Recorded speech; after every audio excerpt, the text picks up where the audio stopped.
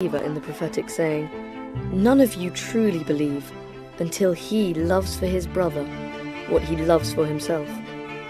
وبص على خريطة العالم واكتب على كل بلد وكل مدينة علامة إن احنا نفتح في المكان ده كله.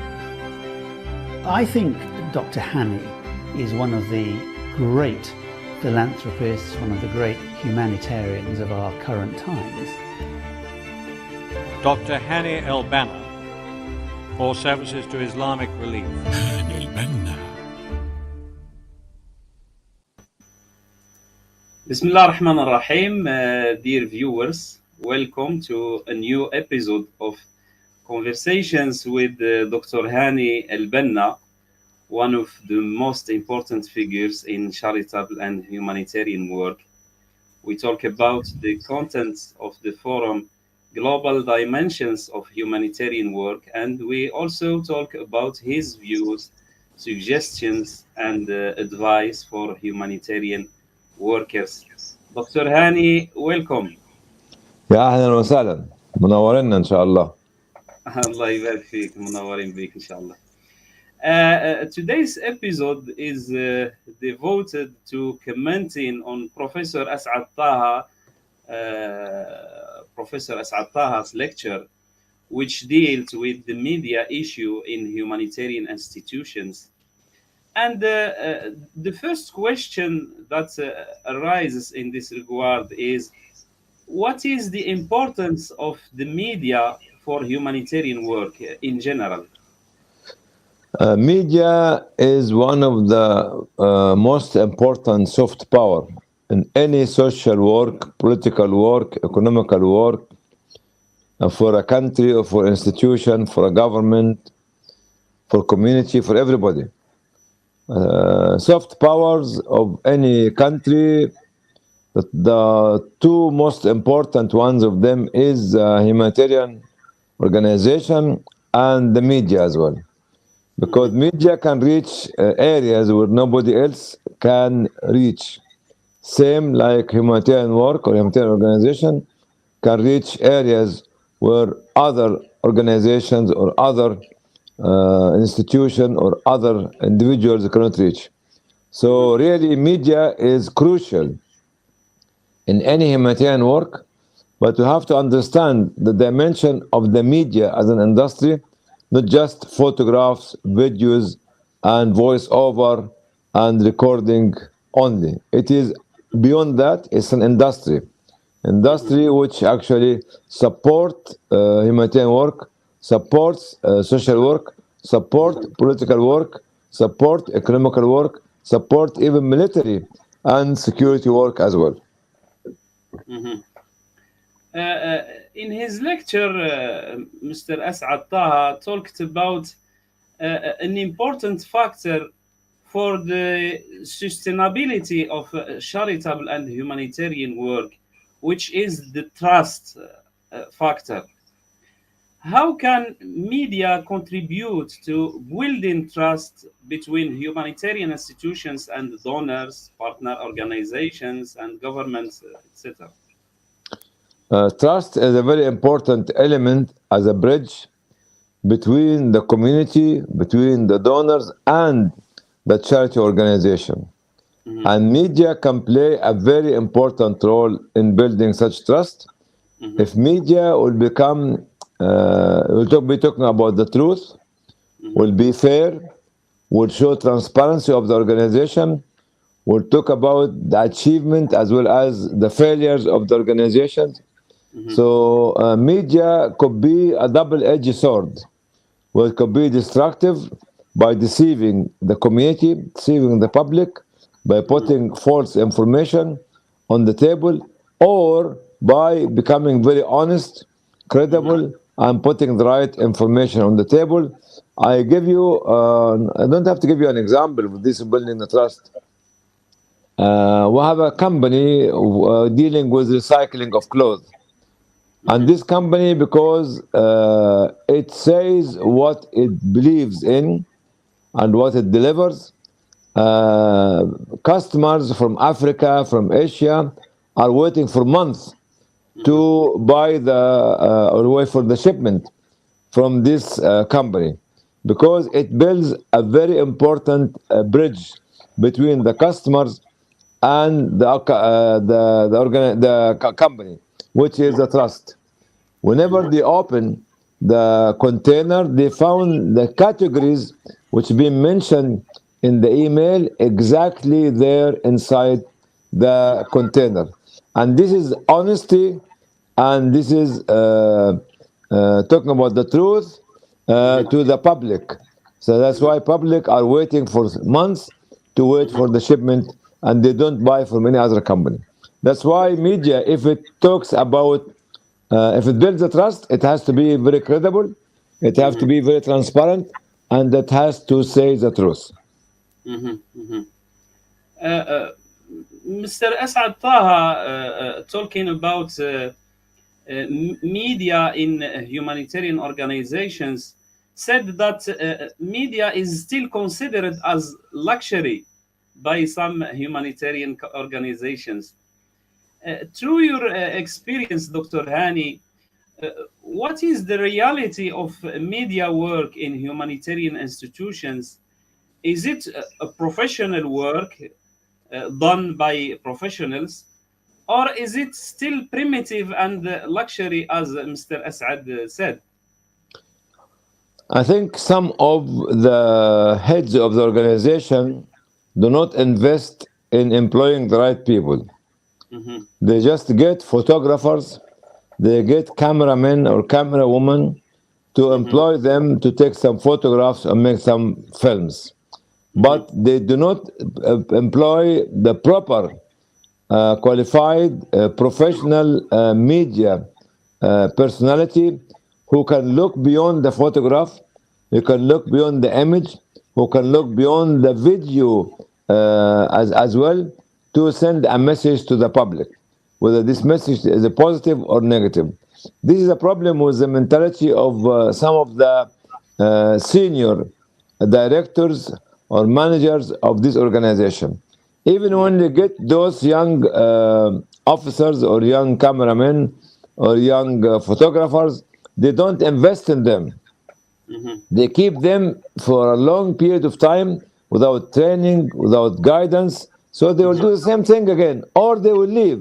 This how some of those chairmen or managers or directors look at media as just an image, not as a message, as just a beautiful photograph, not as a message that they want to deliver to the public, just like a shot, not mhm, as a some image which can stay forever. I tell you the importance of media in the massacre or the discovery of the massacre of Sabra and Shatila. mhm, Sabra and Shatila massacre happened in Lebanon, in Beirut, in summer 1982, and it was discovered by a journalist, a French journalist, who put some photographs, just photographs, for effective photographs, actually, which impacted the whole world. It came from his French newspaper, and everybody was standing up and saying what's going on in Lebanon.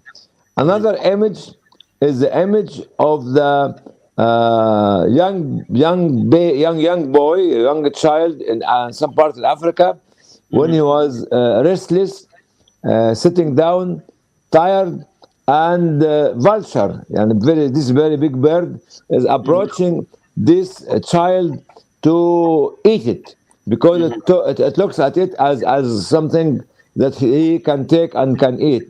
And this photographer, his image won a lot of prizes, but he ended up committing suicide because he could not be able to defend the child in this village.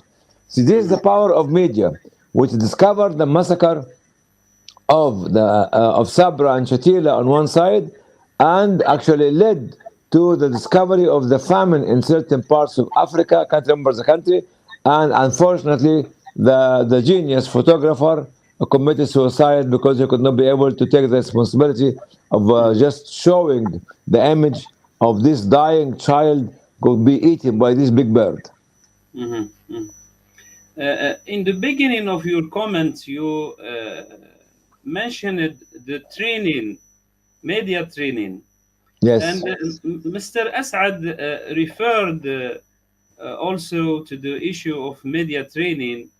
It is known that humanitarian institutions are interested in training in the fields of governance, for example, project management in particular, and other vital training programs. Is the media included in these training programs? Not in every organization, unfortunately. Not every organization believe in training the staff, the media staff, unfortunately. But let me introduce Mr. Asad Taha to the viewers, which I forgot to mention at the very beginning. Asad Taha was a journalist in the 80s, specialized in the Balkan region and the Central Asian Republic. I met him first time in 1986 in Munich, in Germany, in a conference, and he was just joking with me, telling me, how can you say a penny a day keeps the famine away, and you will be actually raising all this fund as well. Asad Taha was the one who helped us to register our offices in Kazakhstan, in Uzbekistan, in Azerbaijan, in Ukraine, in Russia, and in Albania at the beginning of the 90s.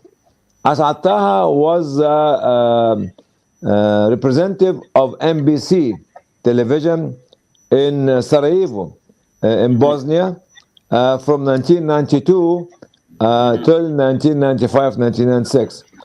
And to be very honest, he is the one who made this big organization, NBC, Middle East Broadcasting, to become this only broadcast in the Arab region. Asad Taha at this war, during this war, he could have been killed because a shell fall on his office, and he came out injured with the dust on his head and on his hand and on his body. This is Mr. Asad Taha. Asad Taha, as somebody who has nearly an experience of 40 years of media experience and field work, was trying to train young people and to make them media professional individuals. And he was calling for people to come for a long week, no, not 2 weeks program in Malawi in 2017, 2018. It was costing about $2,000, $3,000. Full board with training and everything. The organization which you are talking about never gave a damn about sending their young officer to be trained by somebody very professional like Mr. Asad Taha. And up till now, Asad Taha is trying to train and to build up the career of the young people in media. Because media is not holding a camera like this. No, it's not holding a camera like this. It's not holding a microphone. Media is an industry, and media is a profession as well.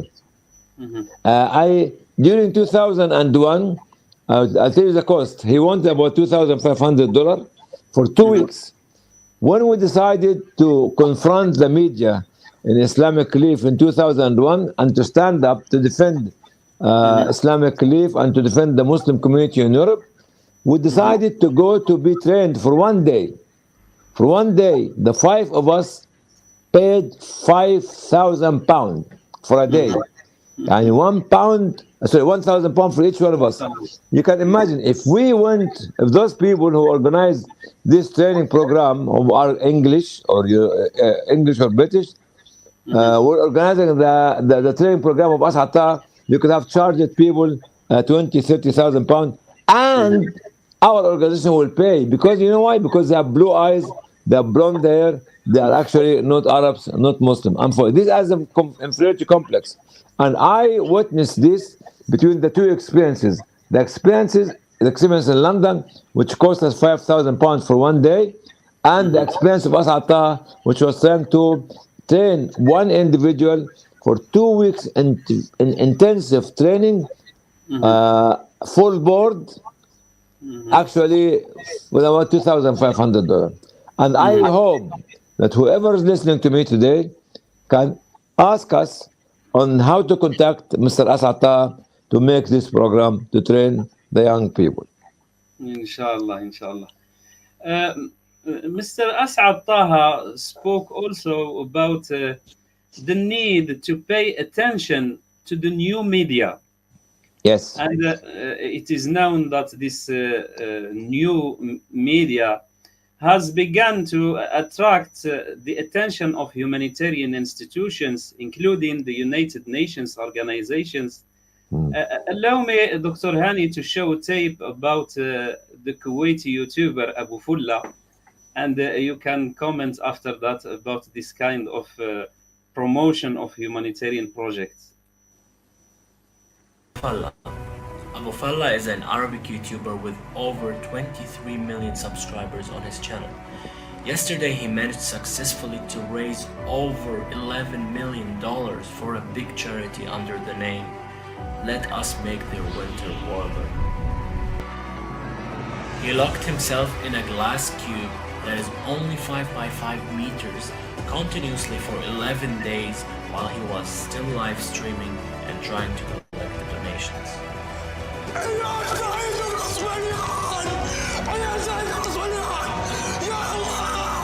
And before starting the charity, he uploaded a video on his YouTube channel and he said, "I don't care how long this is going to take. 1 day, 2 days, 1 week, 2 weeks." He said, "All I know is that I'm not going out of this glass cube until I collect $10 million for the charity." The goal of the charity was to protect over 100,000 refugee families, which is around 300,000 human beings, from the cold winter. Not only this, but he actually broke 2 Guinness World Records at the same time. إنها جت بحملة إنسانية عظيمة عظيمة أساسها هو أنتو بعد الله سبحانه وتعالى. شكرا لكم، عمري ما راح أنسى هاللحظة هذه بحياتي. The first record was most viewers for a charity donation live stream on YouTube, with around 508,000 people watching his live stream. And the second record was the longest live stream that lasted for 268 hours. I really don't have enough words to describe this much. $11 million. What do you think, Dr. Hany, about this kind of promotion of humanitarian programs? The new social media is very important because it attracts the younger generation. The younger generation in the Arab world and in the whole world constitute about 60 to 70%. It talks about their philosophy of thinking, about the language of behavior, about their attitude. Abu Fulla put 2-3 challenges. He said, "I'm going to put myself in this box, glass box or glass tube, no matter how long it will take, actually to raise $10 million. And he managed to raise $11 million. There was a clear objective, actually, for Abu Fulla, which is to raise funds to help the Syrian displaced people inside Syria at that time, and he managed to do that. And this is one element, is the challenge. The second element is his professional performance to attract the younger people. He understands actually what attracts them because he's a young man like them. The third one, which made him to make all this money, is his partnership with United Nations and the city of Dubai. So people knew who are donating that the money will be given to a credible organization. That's why they donated. So the success story here is one of them is the performance of Abu Fulla. The second one is the challenge that he put himself in this glass box. The third one is the partner with Abu Fulla, which is United Nations and the city of Dubai. But on the other side, if you remember the same year, young, not influencer like Abu Fulla, young Palestinian wanted to raise for the same people from Palestine, the same amount of money. And he made through the social media, he managed to raise $10 million with other kind of direction, with other level of organization like Ata from Turkey. He himself was not as famous as Abu Fulla, but the same objective was the same. The objective was actually to raise the fund for the Syrian in winter, actually, but the organization here was Ata, and the other YouTuber was not Abu Fulla. For these two, if you manage to make a comparison between both of them, you found that the other one was more powerful. Why? Because United Nations was not there, the city of Dubai was not there as well to make people. And the third most important thing, most of the donors were Palestinian. Most of the donors were Palestinian, and this was not the first time that the Palestinian inside Gaza or Rafah or Deir al-Balah or Jerusalem or Nablus or Nazareth donated this $10 million. Actually, from a poor people to another poor nation. And this actually, when you call it, so social media is a new art of media. Art is something like you have to learn to be able to make it, then to test it. Because not everybody will go to the Louvre in Paris and look at this painting and say, oh, why? What's this waste of time? Because he has not got the mind and the skills to understand the painting of those people in actually, which very famous, like in Michelangelo in Italy and the other people as well.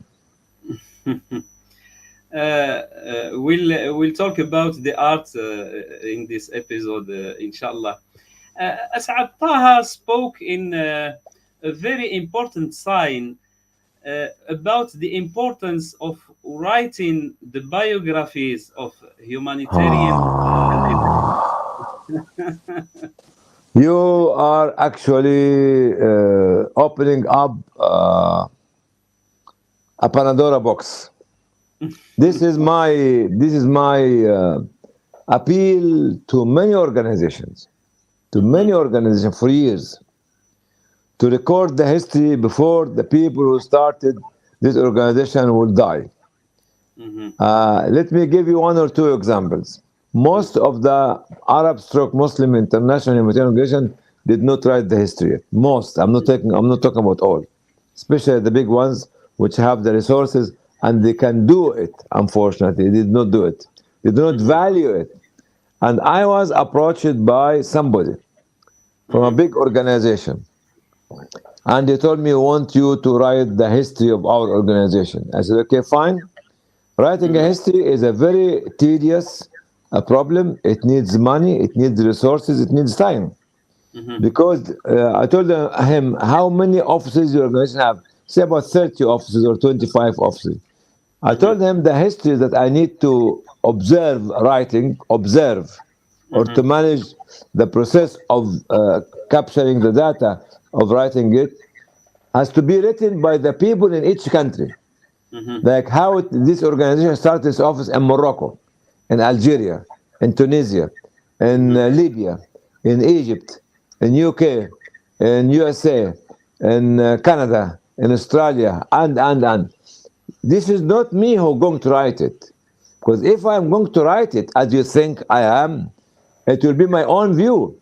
But actually, even if I'm the founder of this organization, how many times I have traveled to a country, and how many days and weeks and months I have lived in this country to give me the authority to write a history about the office, which has stayed there for about 20, 30 years.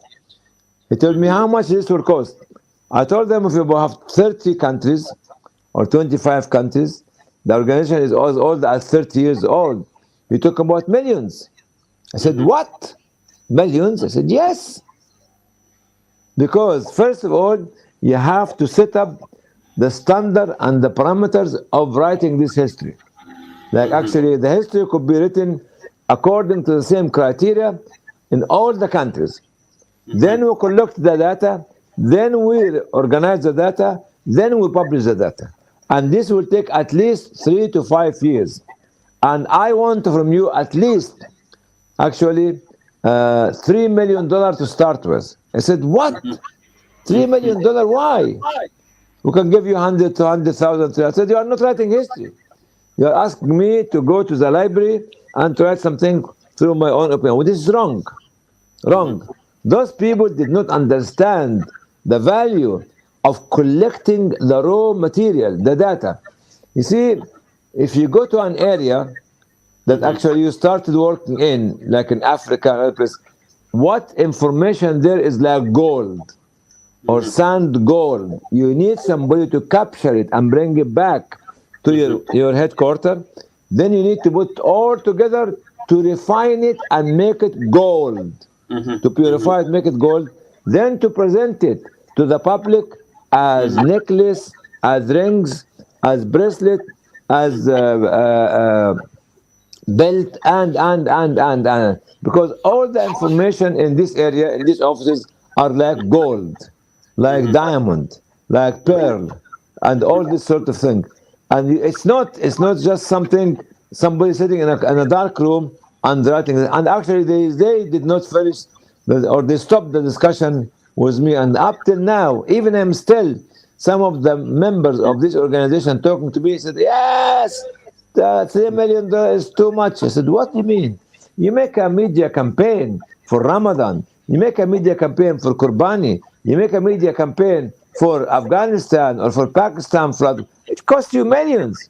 You don't write the history once to keep it for next generation, and it costs you $3 to $5 million, especially since you have not wrote it actually from the beginning. You have not written it from the very beginning. And of course, the project was stopped. So, in my own opinion, any organization, humanitarian or social or political, if it does not write the proper history to be left for the generation to come, they are criminals. Because the younger generation will talk, how can they know the achievement? How can they understand how this work has been built? They found that a huge organization, how it started, nobody knows, because nobody took care of writing the history as it should be written. Actually, it will cost because it must be written in a way that includes more than statistics and traditional information. It must be art, and that's why it will cost. Allow me to ask you about another important topic, which is related to the ethics of humanitarian work. Some media reports always raise the question of the ethics of humanitarian work. So you find many exaggerations in showing the need of the needy, and this insults the dignity of ذوي الحقوق, as you call them, people with rights. What is your view, Dr. Hany, of the alternative in this regard? If you remember, as I mentioned before in different meetings, the first introductory speech of this meeting in Istanbul last month was about manner, ethics, and behavior by Dr. Sheikh Assam al-Bashir, who eloquently managed to deliver it excellently. So we started with manner. We started with ethics. Every work, every specialty has to have ethics, values, morality, medicine, agriculture, industry, marketing, politics, business. All this must be guided and controlled by the ethical values of the sector itself or of the organization as we speak. So media is one of the most important specialty which should have this controlling the images that they actually present on the Facebook or on the television or under the other media platform. Actually, the dignity of the rights holders, which is أصحاب الحقوق, is more important than the photograph you are taking. You have to take their permission. You have to understand that you are dealing with human being, having feeling, having emotion, having future to think about, having family relationship. That's why when you take this photograph, first of all, you have to have their consent. If they don't allow it, don't take it. This is number one. Number two, don't show them in a very miserable way. Number three, when you give them, what do we call it, a box of, what do you call it, food box, or give them a bag for the child, school bag to go to school. Don't put your logo.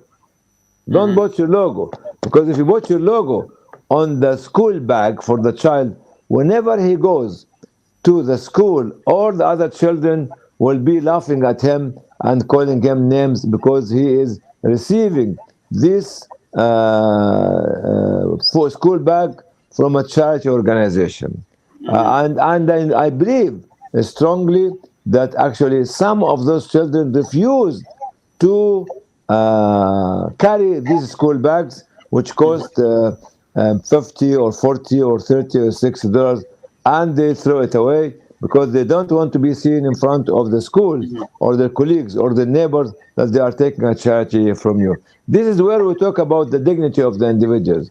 If you come to me, why you come to me in a very big, huge entourage and show everybody in the field or in the neighborhood that actually this organization is coming, and each one of your people wearing a T-shirt with the logo, and even when you gave me a T-shirt, you put your logo into it. So whenever I wear it, the people will say that this is a donation from the organization.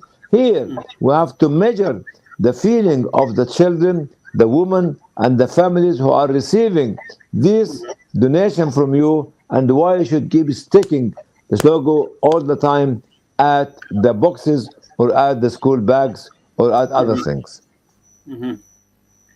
Mr. As'ad Taha, who is, as you mentioned, a director, artist, and trainer in documentary film, talked about some of the techniques that take the media product from stereotyping to creativity. He talked about al-hikaya. Story. Yes, the story.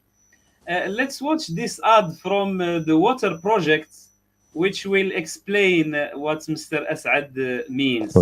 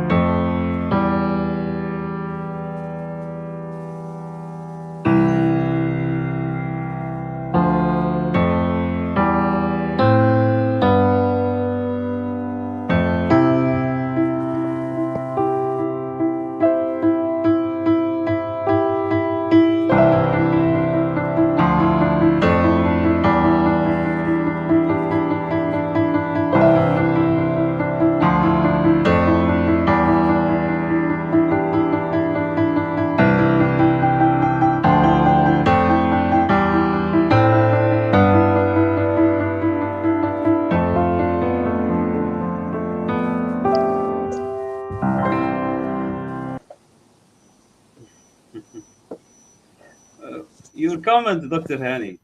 Well, Mr. As'ad Taha is a very good storyteller. And the storyteller is something that we learned long time ago from our grandmothers and grandfathers when we used to live in one big house, and الجدة or الحبوبة used to come and sit next to me or sleep next to me in the bed and keep telling me about the bedtime stories.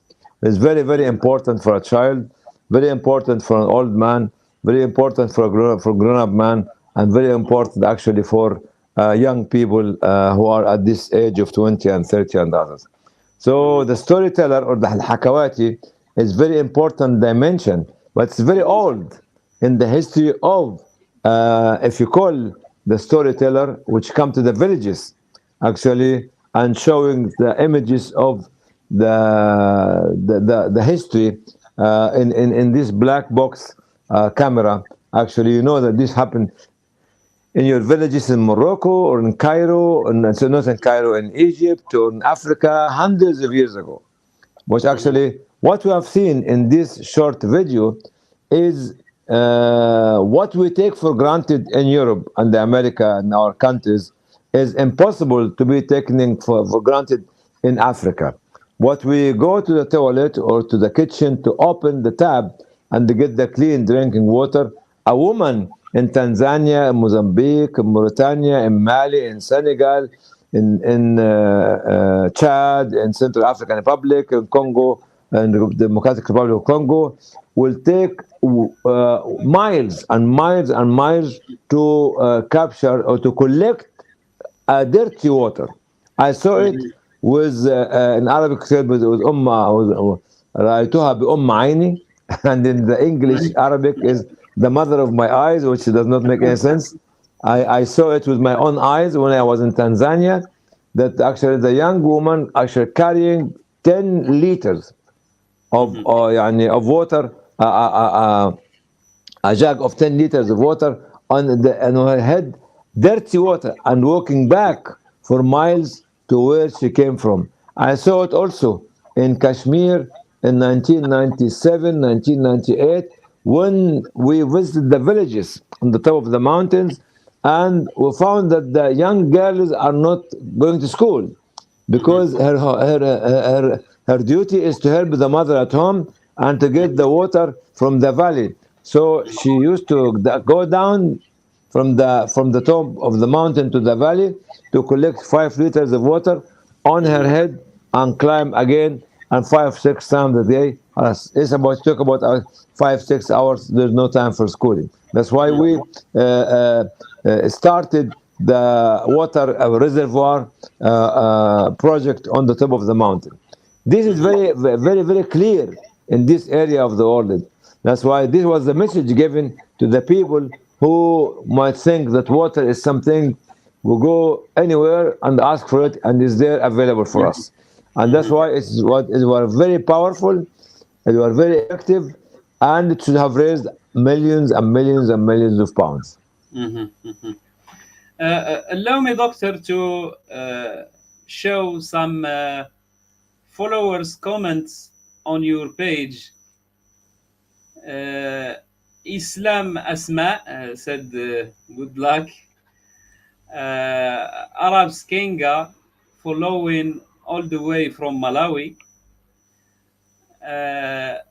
Khadija Saleh, she commented, may Allah reward you, Dr. Hany, an outstanding program. Another comment from Abu Mahmoud Al-Uthman, excellent, informative and useful lecture. Another comment from المركز المغاربي للوساطة والتحكيم, the Maghreb Center for Mediation and Arbitration. He commented, may Allah protect you and take care of you. Another comment from Ibrahim Muhammad Al-Khazan, I salute you. And finally, we come to a comment from Ihsan Doski.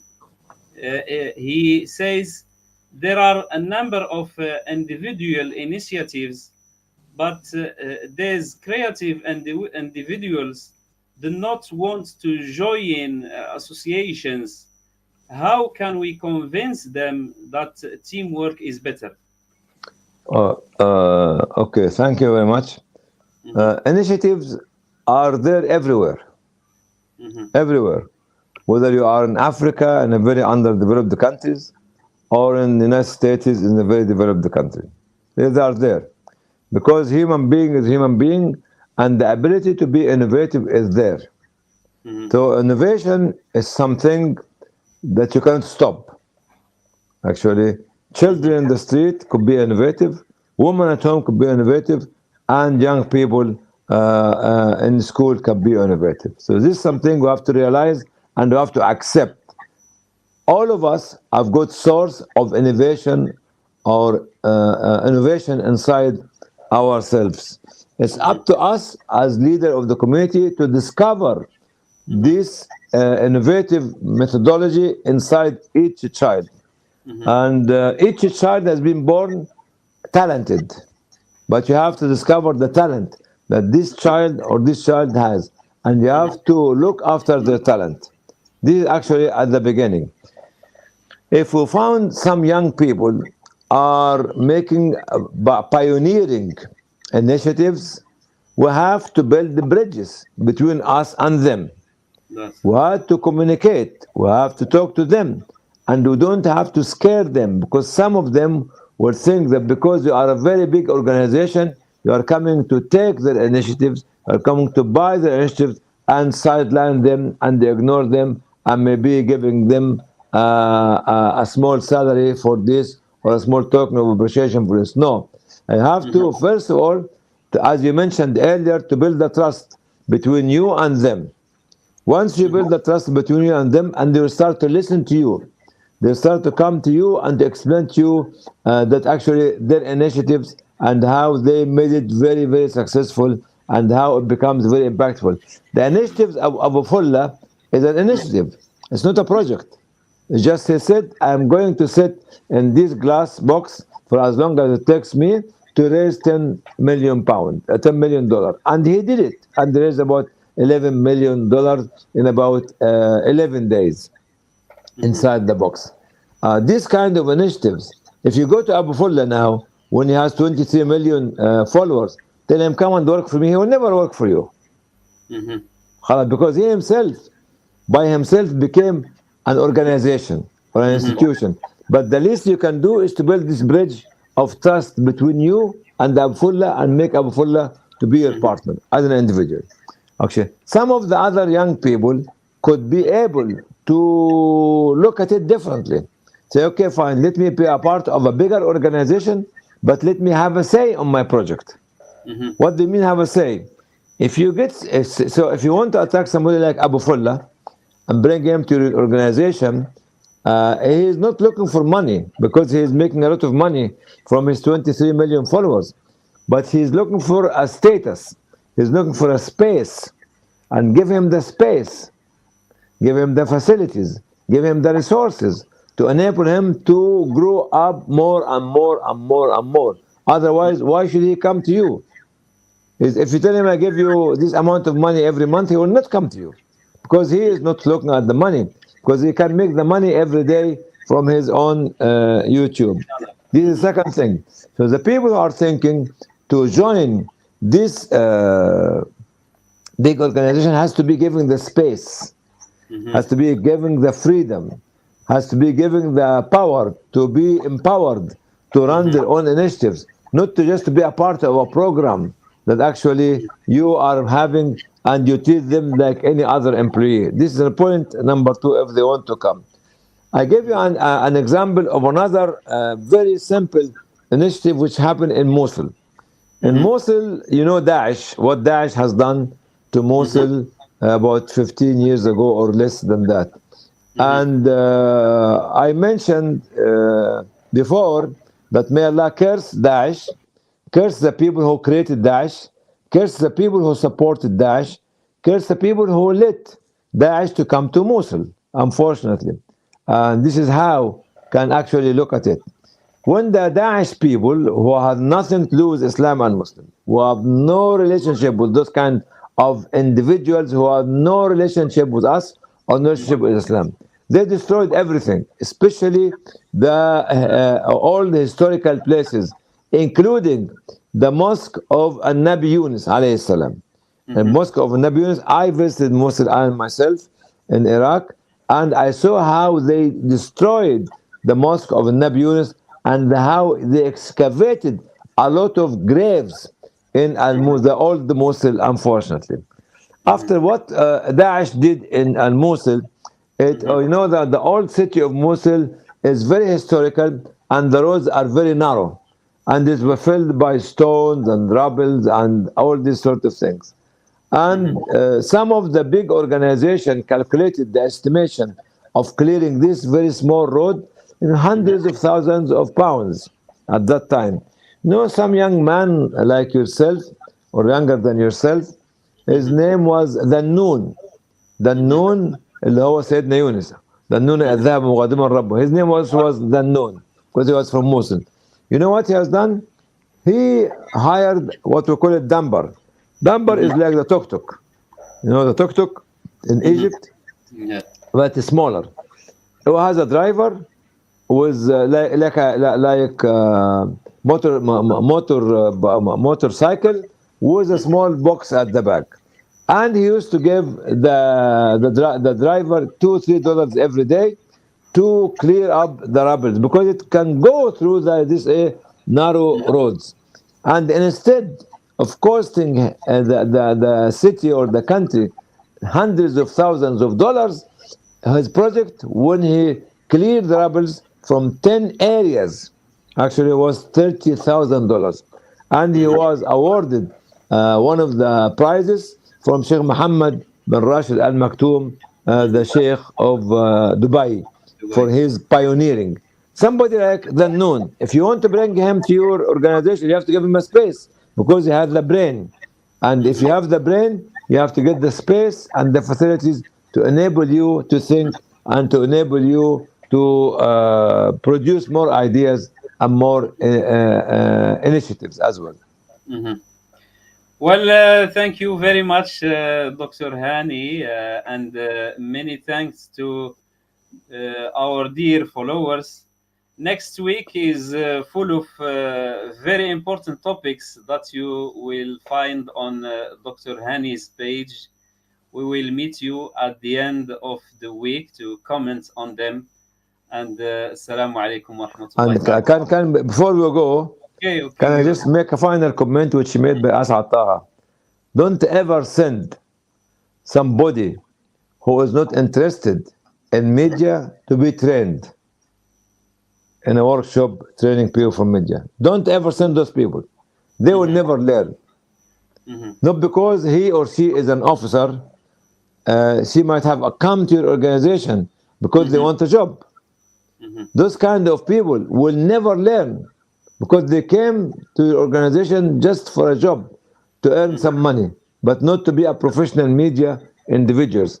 So what As'ad say, media is something that actually like an art, as I mentioned before, has to be taught to the younger people from the younger age, and actually has a schools of learning and teachers and professors to teach you, to teach the people who have the ability to become media man and woman who wants to become a media TV presenter or artist or whatever you call them at the end of the day. But don't ever and never send somebody to the training before because he's just an officer, a media officer. Send the people who want to become a media personality and media professional. They must have passion. Okay, dear followers, next week inshallah. Assalamu alaikum wa rahmatullah. Thank you very much, Dr. Hany. Thank you. Dr. Hany was a strong believer in the prophetic saying, "None of you truly believe until he loves for his brother what he loves for himself." وبص على خريطة العالم واكتب على كل بلد وكل مدينة علامة إن احنا نفتح في المكان ده كله. I think Dr. Hany is one of the great philanthropists, one of the great humanitarians of our current times. Dr. Hany El Banna, or services to Islamic relief.